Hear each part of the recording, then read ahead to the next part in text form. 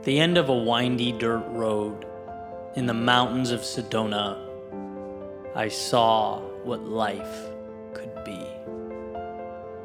It wasn't unveiled as though someone turned on the lights, but dripped, one moment at a time, into my soul until the cup was full. Drip, drip, drip. A mural gaining clarity with every step backwards, away from the initial starting point, where I was so close that I could make out nothing but indistinguishable shapes and colors. The end of a windy dirt road in the mountains of Sedona. Life made sense. Drip. Growth is an identity shift, period. Meaning that if human beings follow through on who they believe themselves to be, then one must believe himself to be something new in order to initiate that change. And no, not just see that version of himself, not just acknowledge it, but believe it. As sure as that sun will rise, so will a new version of you. At the end of a windy dirt road in the mountains of Sedona, I was reminded to ask, not is it possible, but Eddie, do you, with your entire being, believe it to be so? The first question is always true. It's the second that waits for your permission. Drip. Weight is transferable. What do I mean by this? Well, hiking up a mountain with 30 pounds on our backs, we saw a few things. Life throws curveballs. Not because the world is bad, but because that's what life does. It's hard. And thank God, because through the storms we learn to become capable navigators. And so in the name of this pursuit, we went up the mountain we climbed.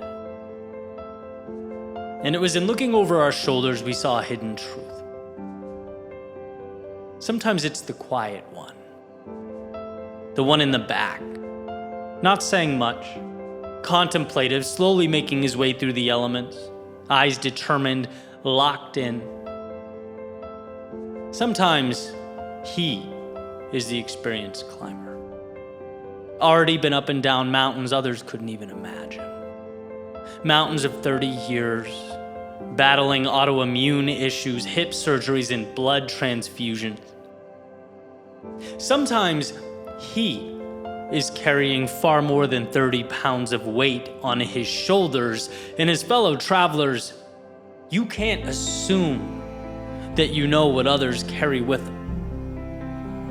At the end of a windy dirt road in the mountains of Sedona, we were shown that strength is a willingness to help your brothers and your sisters carry that weight when needed. Sometimes it's visible, sometimes it's not. But to always have that hand extended. And just as important, when you are the one with the weight, having the courage to let others give you a hand. The courage to say, look, I've been up mountains and down valleys. I'm working and trying and growing, but right now, this is more weight than I can bear. Can you help? Drip. We far too often give up the great in exchange for the good. Plateau number 1. It's beautiful. It takes a long time to climb there. You look down on a world never seen before, an incredible view. It's new, it's exciting, and soon it becomes enough. It's a controversial word, enough. How much does one need? Is life merely an ever-evolving climb? A race to our deaths, to the abyss from which we emerged? Well, here's what we were reminded by a fellow traveler at the end of a windy dirt road in the mountains of Sedona. The effort to go from where we were at plateau number 1 to the top, the very top, the I can see the world from here top, was minimal, perhaps even negligible. It was a mere decision, but the view at the peak was 360 degrees, jaw-dropping. Somehow even more beautiful. But most importantly, it was there. It was always there, calling us beyond the distraction that is enough. And perhaps you owe that to yourself, perhaps the world, to not deprive it of your gifts, the very gifts that materialize as you make your way from plateau number 1 to the very top, the peak. Perhaps it's time to acknowledge how much is wasted when we fall in love with enough and not the journey that is a life fully lived. Drip. The gold lives beyond the silence. Silence used to scare me, let alone silence in a crowded room. It was a space in need of an occupier. It was a question in need of an answer. Silence has always been a subtle adversary, one that I would naturally look to defeat with my words. Oh, silence.